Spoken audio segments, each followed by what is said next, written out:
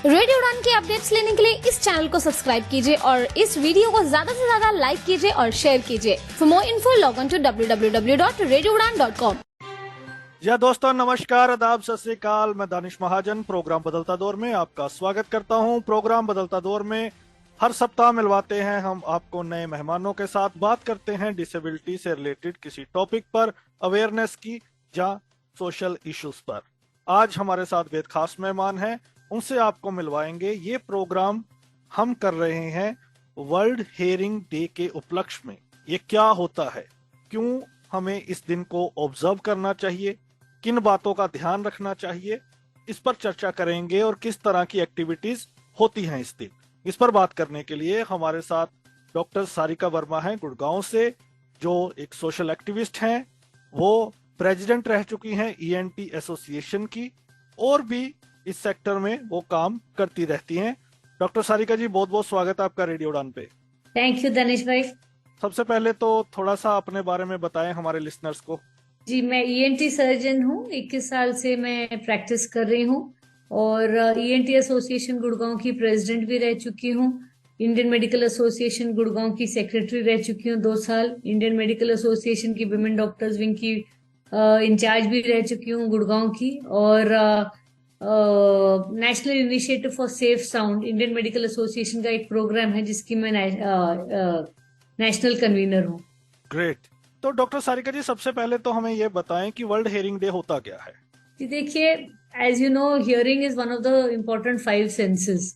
और आज हम रेडियो पे कम्युनिकेट कर रहे हैं इसलिए क्योंकि हम लोग एक दूसरे को सुन सकते हैं। तो सुनाई जो है वो बहुत इंपॉर्टेंट हिस्सा है ह्यूमन बींग्स का, because we are social animals. हम लोग आइसोलेटेड रह नहीं सकते, और फिर जो आइसोलेटेड रहता है वो कट ऑफ हो जाता है। तो हियरिंग एक दूसरे के लिए, कम्युनिटी के लिए, सोशल बीइंग के लिए बहुत ज्यादा इंपॉर्टेंट एक सेंस है। और जब जैसे हम कहते हैं कि बंगाली का बच्चा बंगाली बोलता है, पंजाबी का बच्चा पंजाबी क्यों बोलता है, क्योंकि वो बचपन से, जब से वो पैदा हुआ है, इनफैक्ट बिफोर बर्थ, वो सुन रहा होता है। और वो सुनने से उसकी ब्रेन में उसके सेंसरी उसमें परसेप्शन होती है, उसको लैंग्वेज और वर्ड समझ आते हैं, उसको चीज की ऑब्जर्वेशन होती है कि हाँ ये ग्लास है, ये पानी है, ये वर्ड्स का कोरिलेशन होता है, जिसकी वजह से हमारी इंटेलिजेंस ग्रो करती है। तो सुनाई की जो है बहुत ज्यादा अहमियत है ह्यूमन बींग्स के लिए। और सेफ्टी पॉइंट ऑफ व्यू से भी, अगर कोई व्हीकल आ रहा है, अगर ट्रेन आ रही है, बस आ रही है, तो आपको डेंजर तभी पता लगता है जब आप वो करीब आता है, तो आपको पता लगता है कि इससे पीछे हटना है। और हम लोग को कोई आपको वार्न करता है तो जोर से चिल्लाता है कि हाँ भाई पीछे हटो। तो इसीलिए hearing is a very important part of human life. And इसके 3 पहलू हैं। एक है कि जो बच्चे दे आर बॉर्न डेफ, जो बच्चे 1 out of 1,000 children born in India is born without hearing. And इसको पहले कई सालों से तो हम लोग कहते थे कि ये कुछ मतलब they will not be able to hear at all, sign language सिखानी पड़ेगी। लेकिन कई सालों से कॉक्लियर इम्प्लांटेशन है, जो एक मशीन है जो कान के अंदर ऑपरेशन से डल जाती है, जिसकी वजह से, जिसके बाद ये अच्छी सी स्पीच थेरेपी देने के बाद ये बच्चे बिल्कुल normal school, normal college, normal jobs में जुड़ जाते हैं। तो कॉक्लियर इम्प्लांटेशन एक लाइफ चेंजिंग, एक लाइफ सेविंग मैकेनिज्म है। लेकिन इसकी इंपॉर्टेंस ये है कि ये पहले, जिंदगी के पहले 2.5 से 3 साल में हो जाना चाहिए फॉर गुड स्पीच। तो सबसे पहले आपके माध्यम से मैं सभी को अवेयर करना चाहती हूँ कि जब बच्चा पैदा होता है आपके आसपास, तो आप सबको बोलिए कि इनका हियरिंग टेस्ट जरूर करना चाहिए। छोटे बच्चों में एक ओएई करके एक स्क्रीनिंग टेस्ट होता है। अक्सर जितने भी आप हॉस्पिटल, बड़े हॉस्पिटल्स हैं, कॉर्पोरेट हॉस्पिटल्स में यूनिवर्सल हियरिंग स्क्रीनिंग प्रोग्राम होता है, जिसके तहत बिफोर डिस्चार्ज बच्चे की हियरिंग टेस्ट कर ली जाती है। और अगर किसी का हियरिंग में इम्पेयरमेंट एक्सपेक्टेड है तो उन पेरेंट्स को बता दिया जाता है कि 3 महीने के अंदर इनका दोबारा से जो एक फॉर्मल हियरिंग चेकअप होता है, जिसको बेरा कहते हैं, वो जरूर टेस्ट किया जाए, ताकि हम इन बच्चों को अर्ली आइडेंटिफाई करें, इनको ट्रीट करें, इनमें और जल्द से जल्द सर्जरी हो जाए, ताकि ये बच्चे बिल्कुल नॉर्मल हियरिंग वाले हो जाएं। ये तो बच्चों की बात है जो हु आर कंजेनाइटली डेफ। दूसरी बात है कि जो सीनियर सिटीजन है about 60 years, India has the largest number of deaf people, that is or hearing impaired people above the age of 60, because हमारे यहाँ almost 50% of the senior citizens have hearing disability. And तीसरी है जो आजकल हम बहुत बड़ा देख रहे हैं, वो है young people developing hearing loss. क्योंकि आजकल ये हेडफोन्स बहुत ज्यादा लगाते हैं, बच्चे साइलेंसर निकाल के बाइक्स चलाते हैं, हॉर्न, अक्सर आप इंडियन रोड्स पे जाएंगे तो हॉर्न की तो इतनी बड़ी समस्या है जिसके खिलाफ मैं कई सालों से संघर्ष कर रही हूँ। 8 साल से हम इस पे काम कर रहे हैं कि लोगों को अवेयर करें। एक बहुत गंदी हैबिट है जो इंडिया में लोग हॉर्न बजा बजा की गाड़ी चलाते हैं। इस पे हमें काम करने की जरूरत है ताकि जो वर्किंग ईयर्स है, in their early 20s 30s 40s, उसमें हियरिंग डिसेबिलिटी ना हो। राइट। डॉक्टर साहब, हमें ये बताएं कि इसकी जरूरत क्यों पड़ी थी, इसके बारे में क्यों सोचा गया? यही सोचा गया क्योंकि देखिए, India is one of the noisiest countries in the world. अगर हम फॉरेन कंट्रीज में जाते हैं तो आप कई कई दिन आप ड्राइव करेंगे और आपको कहीं हॉर्न सुनेगा नहीं।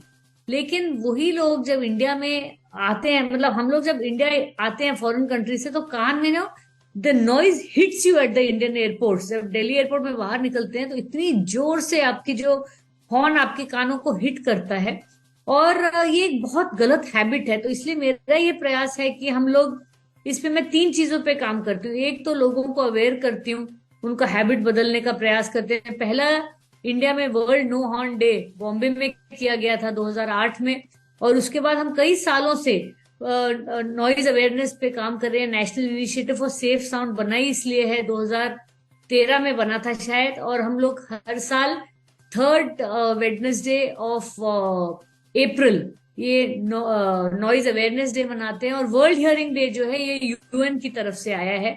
तो लगातार प्रयास है कि हियरिंग को प्रिजर्व करना, हियरिंग को बचा के रखना और अर्ली डिसेबिलिटी में इंटरवेंशन करना, ताकि कम्युनिकेशन जो है खराब ना हो। राइट। इस बार वर्ल्ड हियरिंग डे 3 मार्च को है और जिसके लिए हम शो भी कर रहे हैं, तो क्या खास आप करने वाली? जी, 3 मार्च को हम लोगों ने गुड़गांव ईएनटी एसोसिएशन की तरफ से हमने डिसाइड किया था कि जो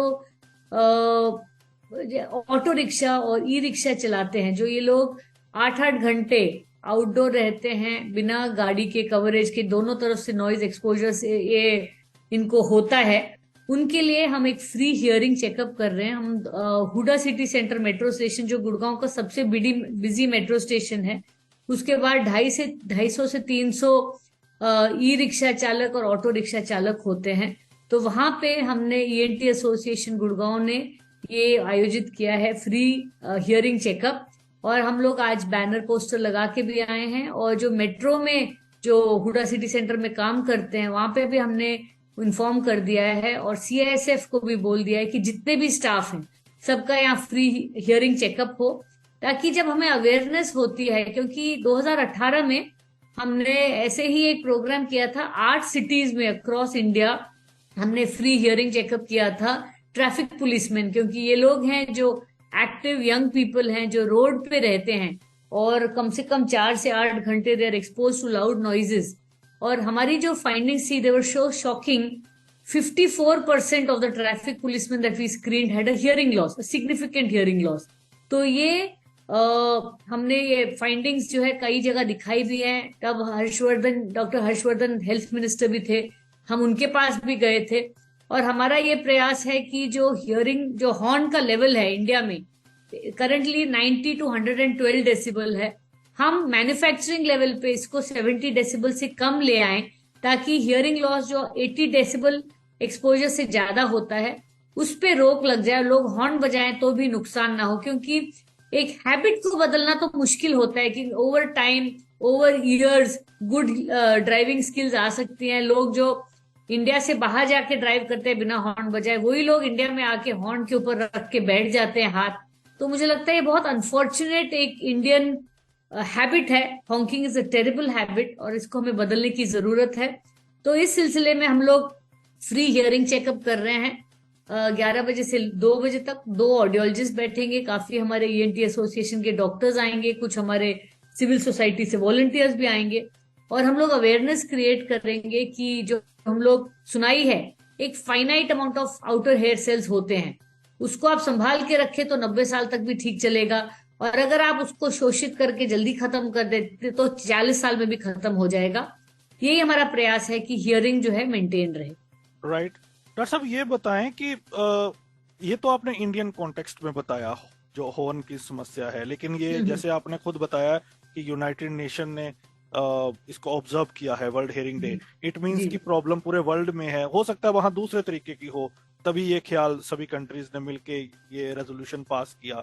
तो वहां किस तरह के चैलेंजेस हैं? और दूसरा मैं जानना चाहता हूँ, जो विजुअली इम्पेयर्ड कम्युनिटी है उनका सारा फोकस कानों पे भी होता है, जो भी जी उन्होंने सुन के करना है, अपने मोबाइल चलाना है उसके लिए भी स्क्रीन रीडिंग करनी है, हर जगह पे सुनना है, जी टॉकिंग सॉफ्टवेयर को 24/7 सुनना है। तो किस तरह के हाँ टिप्स आप देना चाहते हैं इन जर्नल भी, और विजुअली इम्पेयर्ड को पर्टिकुलरली, क्योंकि उनका हियरिंग बहुत ज्यादा यूज होता है? जी।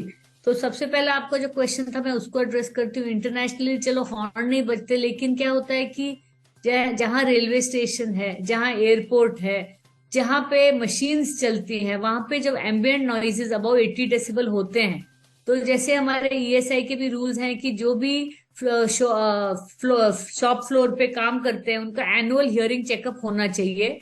एंड अगर 80 डेसिबल से ज्यादा उनके नॉइज एक्सपोजर है तो they are suppose to get protective ear muffs.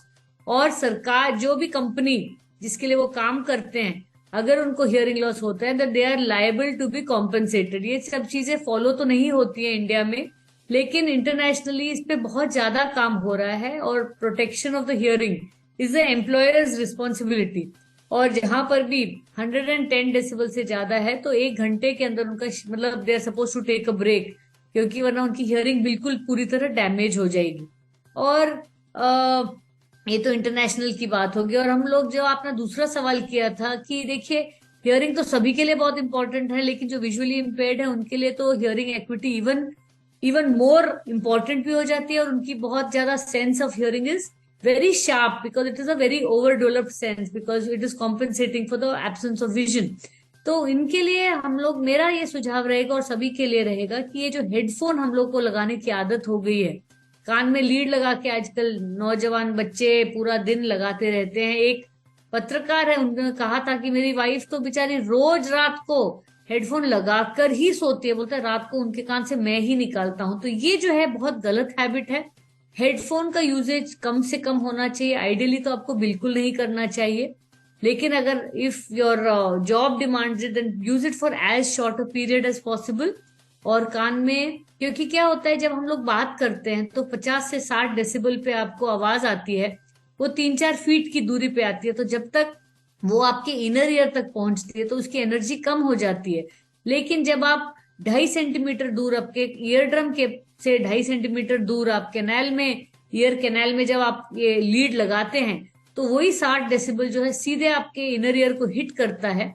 और धीरे धीरे ओवर टाइम आपके आउटर हेयर सेल, जो खासकर जो लोग ज्यादा वल्नरेबल होते हैं, उनकी हियरिंग जो है जाने का रिस्क होता है।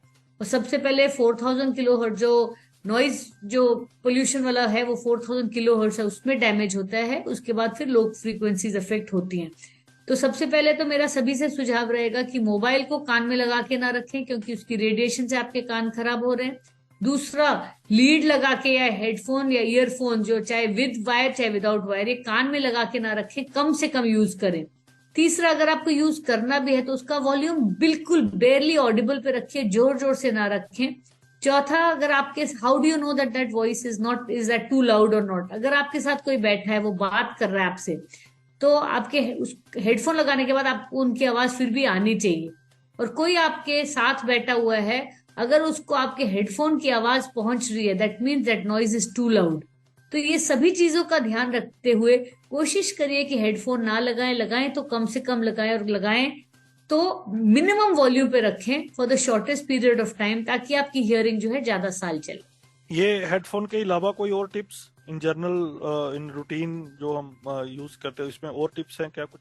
जी बिल्कुल। एक तो हॉर्न ना बजाएं जहां भी हो सके, बिल्कुल लाउड नॉइजेस जहां पे, जैसे डिस्को थीक है या जहां ढोल बज रहा है, तो एकदम उसके पास सोर्स पे ना खड़े होइए। क्योंकि अगर आपके ईयर जो है, क्या होता है when we get expose to noises more than 80 decibel, खासकर अगर वो 90 डेसिबल से ऊपर है, तो थोड़ी देर के लिए आपके कान में जैसे शाई शाई की आवाज नहीं आती, जैसे ढोल, एकदम कान गुम सा हो जाता है, उसको टीटीएस बोलते हैं, टेम्पररी थ्रेशोल्ड शिफ्ट। और वो 6 घंटे के अंदर वो नॉर्मल आ जाता है। लेकिन जो लोग कंटिन्यूअसली ये नॉइज, लाउड नॉइज से एक्सपोज रहते हैं, तो फिर उनको पीटीएस होता है, that is a permanent threshold shift. और जो लोग वल्नरेबल है, जिस तरह पायलट्स हैं, they have to have a annual hearing test. उसी तरह about 60 everybody should have at least once in 2 years और 3 years हियरिंग टेस्ट होना चाहिए। और जो प्रोफेशन जैसे ट्रैफिक पुलिसमैन है, ऑटो ड्राइवर्स हैं, बस ड्राइवर्स हैं, कंडक्टर्स हैं, इन लोगों को तो एवरी 2 years एक ऑडियोमेट्री चेक होना चाहिए, ताकि अगर आपकी हियरिंग खराब हो रही है तो उसको आप रोक सकें, उस पर आप इंटरवेंशन कर सकें। नहीं तो जब वो it falls below 30 to 40 decibel, फिर आपके पास एक एक चारा बचता है, वो है हियरिंग एड। कोई दवाई, कोई सर्जरी इसको ठीक नहीं कर पाएगी। तो हियरिंग को प्रिजर्व करना बहुत ज्यादा जरूरी है। दूसरा, exposure of noise also has other effects. एक बीमारी होती है जिसको कहते हैं टिनाइटस। टिनाइटस का क्या मतलब होता है कि कान में झाएं झाएं झाएं जैसे झांगुर की आवाज आती है, वैसे आवाज बजने लग पड़ती है in the absence of an external stimulus. मतलब जब आप बहुत खामोशी में बैठे हैं तो आपको ऐसे झाएं झाएं की आवाज आती है, जो किसी किसी को तो बहुत ज्यादा डिस्टर्बिंग हो जाती है। तो कोविड के बाद जब ये हेडफोन्स का प्रचलन ज्यादा हुआ, ऑनलाइन क्लासेस और वर्क फ्रॉम होम में, तो हमने देखा कि even young people are developing tinnitus, और ये it is a very disturbing disease और कई लोगों को बहुत ज्यादा परेशान करती है। There are also non auditory effects of hearing, जो अगर हम लाउड नॉइज में रहते हैं तो इसके कान के अलावा भी बहुत परेशानी हो सकती है, जैसे आपके heart attacks. They are known that loud noise exposure can even trigger heart attacks. It increases the anxiety level. It can trigger a panic attack. And in some cases, it has also been reported that even abortions, spontaneous abortions can take place due to loud noises. तो जिस तरह हम लोग कहते हैं ना कि योगा करने से, मेडिटेशन करने से, शांति रखने से, गहरी सांस लेने से आपकी पूरी बॉडी जो है उसमें पॉजिटिव एनर्जी आती है। और वही आप शोर में चले जाएं जहां बहुत ज्यादा नॉइज हो, तो इरिटेशन होना और नेगेटिव हार्मोन्स जो आपकी बॉडी में स्ट्रेस हार्मोन्स रिलीज होते हैं, वो आपकी पर्सनैलिटी को भी अफेक्ट करते हैं और बाकी डिजीजेस भी कॉज करते हैं। और India has given yoga to the world, और अगर हम लोग अपने नॉइज लेवल्स ठीक नहीं रखते तो ये बहुत घबराने की बात है। The WHO has recommended that the ambient noise levels in a city should not be more than 55 decibel। और हम इंडिया में मार्केट प्लेस में कहीं भी अपने मोबाइल पे कभी आप डेसिबल मीटर डाउनलोड करके देखिएगा, 80 to 85, 90 डेसिबल हमारे रोड्स की हालत होती है, खासकर ट्रैफिक सिग्नल्स पे। और मार्केट्स में आप गुड़गांव में चले जाओ, आगरा में चले जाओ, जहां भी ये सिटीज में लोग चलाते हैं पै पै पै करके, it is a very disturbing trend. और आपको याद होगा बॉम्बे ने कुछ साल पहले कुछ किया भी था कि ट्रैफिक सिग्नल पे जो भी हॉर्न बजाता है तो वो ट्रैफिक सिग्नल ज्यादा दिन के लिए रेड रहता है, और जैसे लोग हॉर्न बनाना बंद कर देते हैं तो वो ग्रीन हो जाता है। तो इस तरह के अवेयरनेस कैंपेन्स लगातार हो रहे हैं, लेकिन लोगों को एक तो ये याद रखना पड़ेगा कि अपने कानों को बचा के रखना पड़े, और दूसरा एम्बिएंट नॉइजेस को बढ़ावा देने की बजाय उसको कम रखें। जितना आपके हाथ में है उतना तो जरूर करें। राइट। जो आपका इवेंट है 3 तारीख को, वो ओपन है सबके लिए या जो स्पेशल इनवाइटी है? जैसे नहीं, सबके लिए ओपन है। तो ये कहाँ पे होने वाला है, थोड़ा बता दीजिए हमारे लिए। जी, हुडा सिटी सेंटर गुड़गांव है, मेट्रो स्टेशन, काफी बिजी मेट्रो स्टेशन। उसके बाहर हमने ये कैंप लगाया है और बड़े से हमने 2 फ्लेक्स बैनर भी आज लगा के आए, तो पब्लिक में से कोई भी आके टेस्ट करा सकता है। और हमने स्पेशली ऑटो चालक भाई जो है उनको हमने इनवाइट किया है, ई रिक्शाज को इनवाइट किया है, मेट्रो में जो स्टाफ काम करते हैं उनको इनवाइट किया है, जो CISF के हमारे भाई हैं जो मेट्रो स्टेशन में पोस्टेड है, उन सभी को हमने कहा है कि वो जरूर आए, और पब्लिक में से जो भी आना चाहे सबका स्वागत है। Right, thank you so much doctor Sarika ji, आपने बहुत ही इम्पोर्टेंट चीजें बताई। बहुत सारी ऐसी चीजें हैं जब हम पॉडकास्ट करते हैं तभी समझ आती है, इतना फोकस जाता नहीं है। तो आपने अवेयरनेस जनरेट की, लोगों को हेयरिंग के बेनिफिट्स बताए और कैसे प्रिजर्व करना है वो बहुत इम्पोर्टेंट है, और कैसे हम अपने कानों को सुरक्षित रख सकते हैं। Thank you so much. कुछ और जो मैंने आपसे नहीं पूछा जो आप बताना चाहें?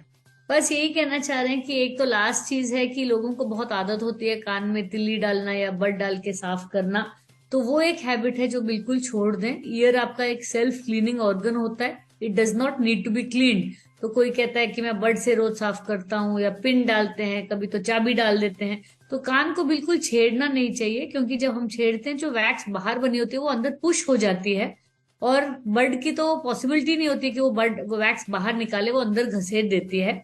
तो सभी से निवेदन है कि कान के अंदर बिल्कुल कुछ ना डालें। You can just use your little finger to itch your ear. उसके अलावा आपको कान के अंदर कुछ नहीं डालना है।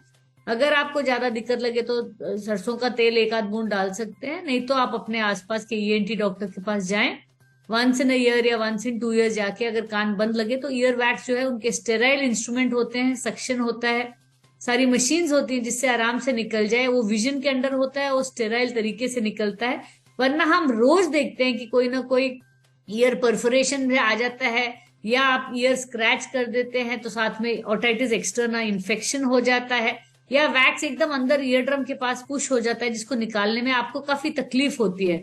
तो कान को बिल्कुल छेड़े ना। कान does not need cleaning, the ear does not need cleaning.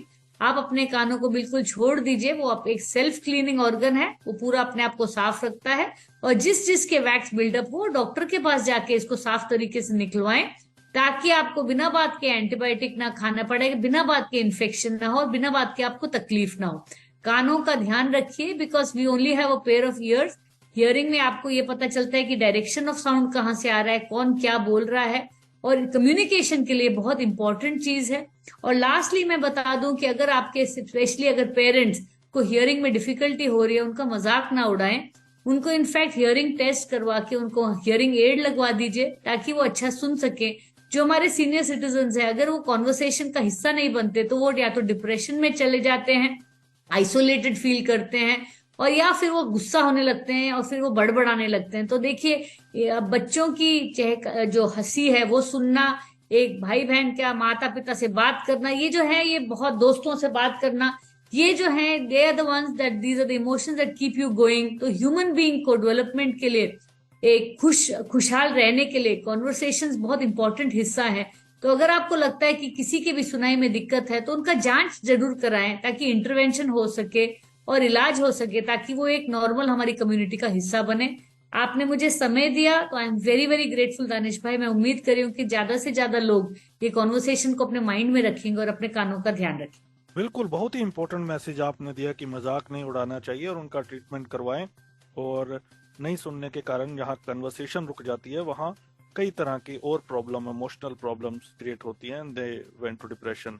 Thank you so much for your valuable time, और बहुत ही अच्छा लगा आपसे बात करके। Thank you so much once again. Thank you sir. तो लिसनर्स, बात की आज हमने डॉक्टर सारिका वर्मा जी से वर्ल्ड हियरिंग डे के उपलक्ष्य में कैसे आप अपने कानों को सुरक्षित रख सकते हैं, क्या क्या चीजें आपको नहीं करनी है। इस शो को ज्यादा से ज्यादा लोगों तक पहुंचाएं, ताकि उनको भी इसके बारे में अवेयरनेस हो और वो समझ सके। अगले सप्ताह होगी मुलाकात किसी और पर्सनैलिटी के साथ। दीजिए इजाजत, सुनते रहिए radio Udaan, flight of life. Bye bye. क्या आपके बच्चे को बोलने में कठिनाई होती है? बोलते समय आंख से आंख मिला के बात नहीं कर पाता है, या फिर अपनी उम्र के अन्य बच्चों से घुल मिल नहीं पाता है? तो ये ऑटिज्म के शुरुआती लक्षण हो सकते हैं। नई दिशा ऑटिज्म से प्रभावित बच्चों के परिवारों के लिए मुफ्त हेल्पलाइन सेवाएं प्रदान करती है। सहायता और अधिक जानकारी प्राप्त करने के लिए इस नंबर पर, यानी 844-844-8996 पर कॉल या व्हाट्सएप करें। नई दिशा किसी भी परिवार को पीछे न छोड़े।